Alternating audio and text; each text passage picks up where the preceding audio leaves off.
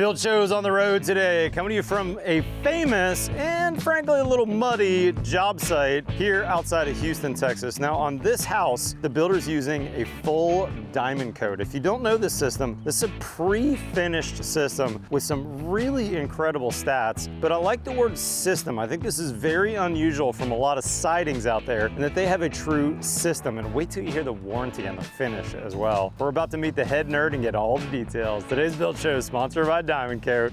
Let's get going.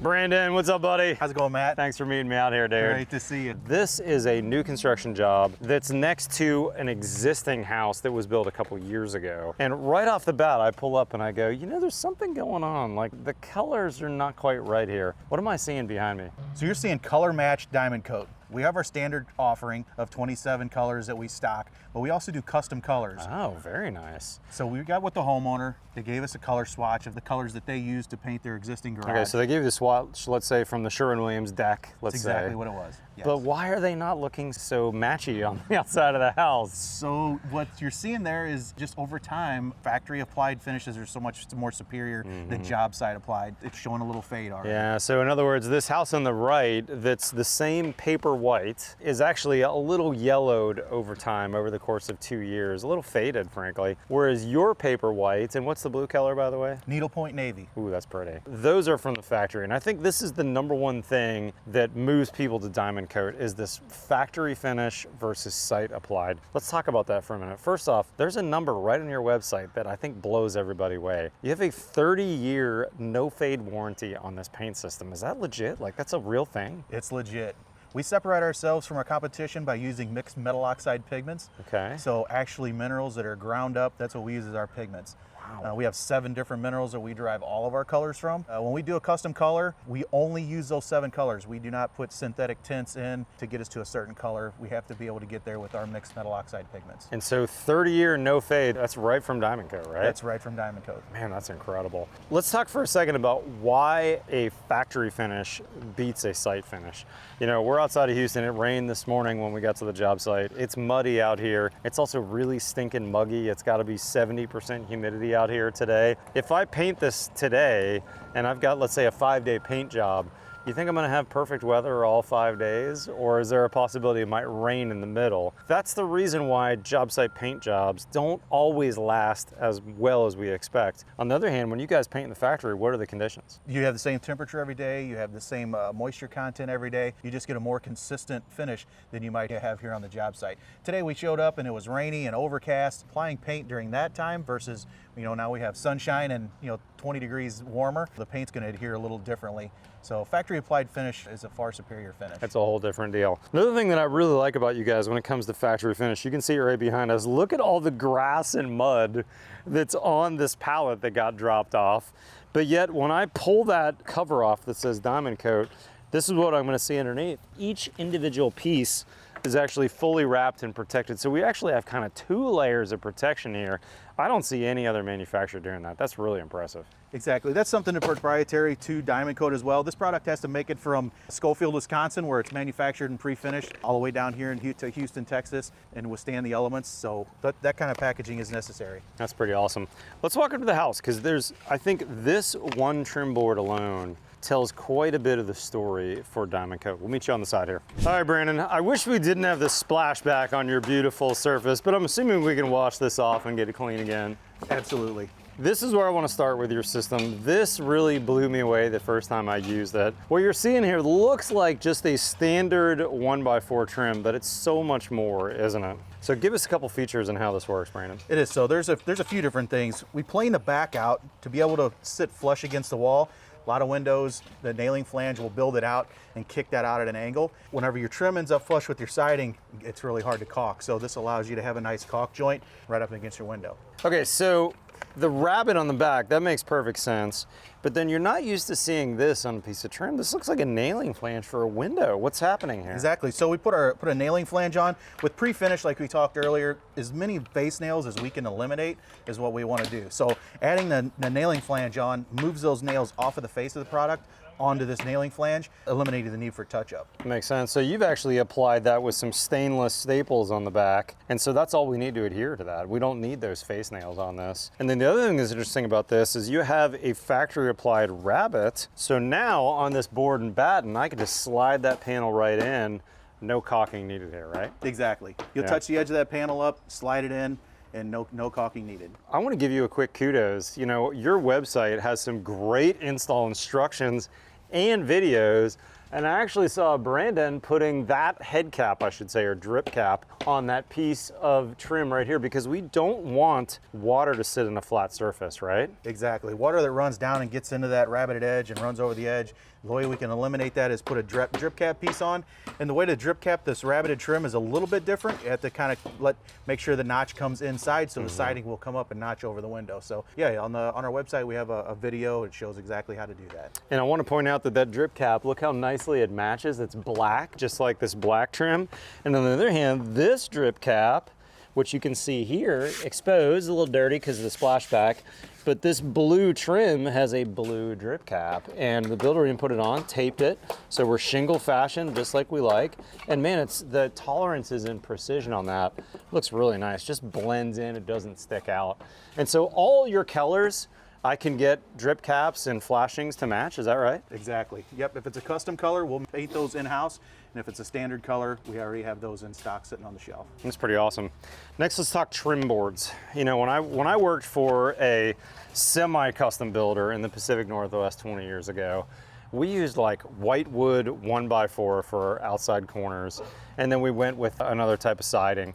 But that whitewood, I swear, at the 1 year mark, I was the warranty manager, we replaced them on like every house because they would go in spaghetti and just all kinds of C shapes after time. On the other hand, this outside corner that you guys make, pre-finished, one piece. It's got the nailing flange on it already. This is not going to go wonky on me, is it? No, it's this not is going to be solid. You're solid. We got a locking glue joint on there, so there's a lot of surface area there for the wood to adhere, and we do not have an issue. There's never been an issue with these coming apart. I also want to point out it's not a miter, right? It's a lock joint, so lots of glue surface area, which also makes this line disappear, but they do that on purpose so that it gives it the maximum amount of strength. They knew not to put a miter on that. Mitered outside corners is a bad deal no matter what wood you're using. It's just a bad detail. So this from the factory, really smart. And again, we've got the nail flange on both sides, so we can basically eliminate the face nails on this, can't we? Yes, we eliminate the face nails on all the outside corners. Now, speaking of face nails though, there are going to be a face nail or two on the project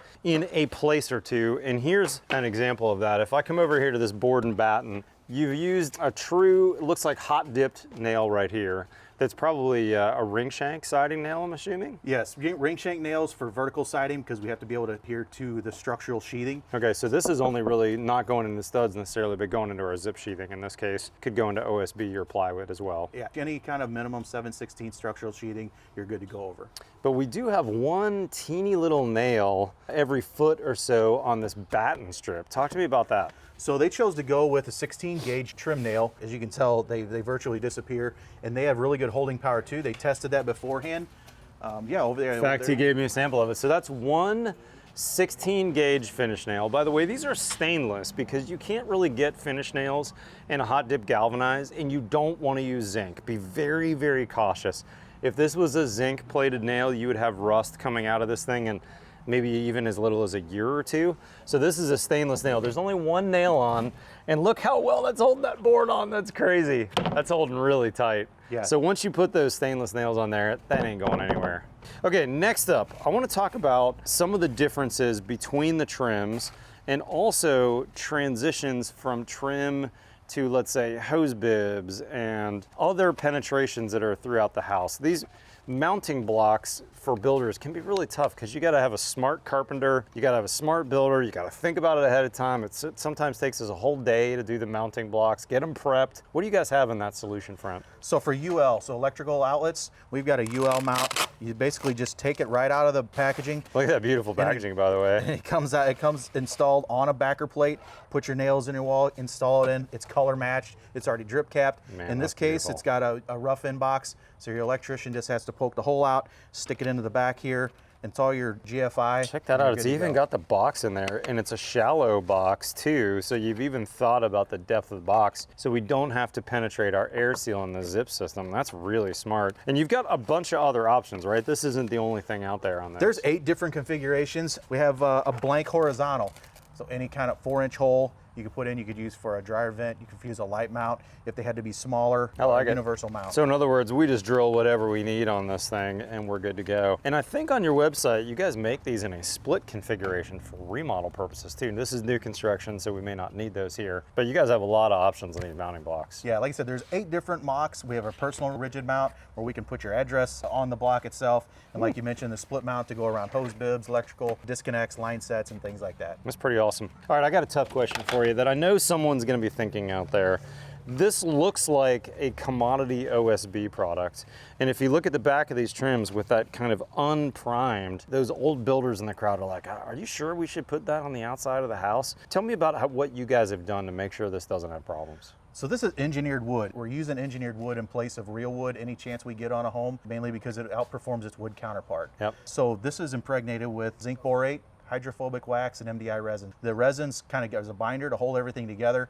The hydrophobic wax keeps the moisture and water out, and the zinc borate protects against wood burrowing insects and also fungal decay. The nice thing about a product is every strand inside the product is treated with all of those ingredients. So before it actually is pressed together, all 6 sides of every strand inside the product have been treated. Makes a lot of sense. And then when I get out to the job site, I need to make sure I read their install directions. I'm gonna leave that 3/8 gap, for instance, in between where boards are coming together. I'm gonna use my drip caps. I'm gonna make sure my siding's at least 6 inches above grade or more if it's up to me. As builders, we need to respect Mother Nature and the laws of physics and say, okay, anywhere that water is gonna come and sit, we want a place for that to drain and dry properly, no matter whose system, whether it's Diamond Kote or any other manufacturer. But I really liked your install instructions. You guys have done a very good job of really outlining those and helping people understand. Don't let it touch surfaces, right? We want some distance and some gap in between those. We do have products like that to help you gain that ground clearance that you're looking for. Hey, before we leave, you guys have a relatively new soffit material going on this job that got delivered, I think, just recently. How about we meet you in the back porch? We're gonna show you something brand new. Hey, Brandon, actually, before we go to the back porch, I just noticed when I was up close on that belly band, I don't know, 10 or 12 inch white band, it looks like we got a couple nail heads that have been touched up or something. What's going on there? We do have some nail heads. That's a 12-inch wide board, and we have to have 3 fasteners in the face to make sure everything's going to perform. So we can point out those nail heads. They're a little hard to see, but They are hard to see. There's 1, 2, and 3. And they look white, so that was probably a galvanized nail that got touched up by this crew? It was. We have a touch-up kit that works really good. They come in a pack of 5. They're branded. So what you'll do is you'll use the syringe to pull the paint out of the vessel, Okay. and then put it inside of the touch-up, and the brush pushes in, and just the plunger moves the paint forward. Because we want to just touch up the head of the nail. We want to we don't want to get paint on paint. So to keep the touch-ups as small as possible, that makes sure we have a superior look in the end. That's really smart. And there's a cap on that too, so you could drop it in your mail pouch when you're done, I suppose? Yeah, and it will last the length of the job, no problem. That's pretty awesome. Well done. Okay, now let's go check out the back porch. All right, so back porch, Brandon. I heard there was some, oh, hold on. Before we talk ceiling, I gotta point this out, Brandon. Check it out. It looks like they Monopoly framed this house. See how the zip sheathing goes on first? And then there's that 2x ledger board they structurally attach to the studs, drop their trusses down, and then sheathe the deck on this. So now there's no air sealing issues. You don't have to use spray foam to get air sealing.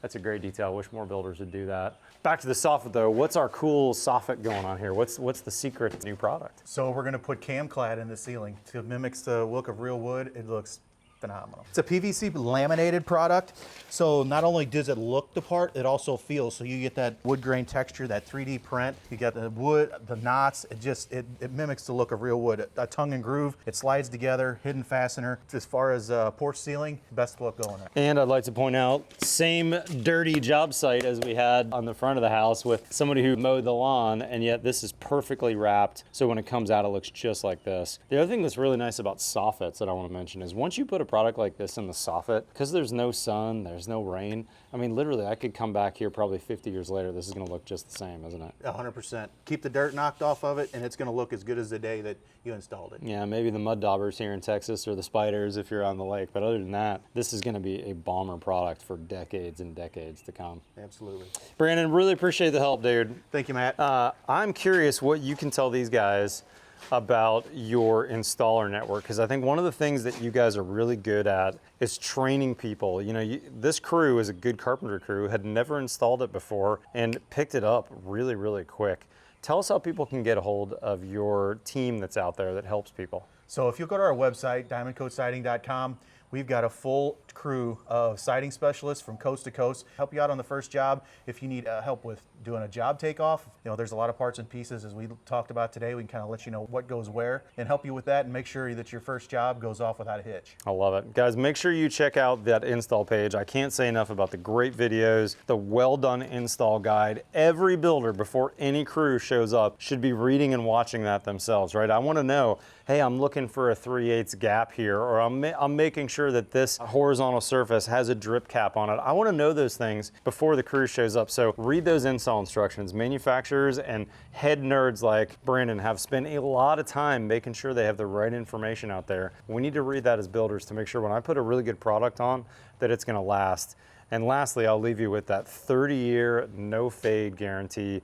This factory finished product, it's legit, and you could tell just driving up, man, this job looks amazing. It does, it looks amazing. They did a great job on the install. They really did. Brandon, thanks again, dude. Thanks Appreciate again, it. Big thanks to Diamond Kote for sponsoring today's video. By the way, the Camclad is a sister company to Diamond Kote, all underneath the Wausau kind of family name. So if you hear those names, you'll understand the relationship. Wausau is the parent company. Diamond Kote, Camclad, those are brands. But appreciate these guys' sponsorship. I'll have a link to everything we talked about in the description below, but hit that subscribe button. We've got new content here every single Friday. Follow us on Facebook or Instagram, otherwise we'll see you next time on The Build Show.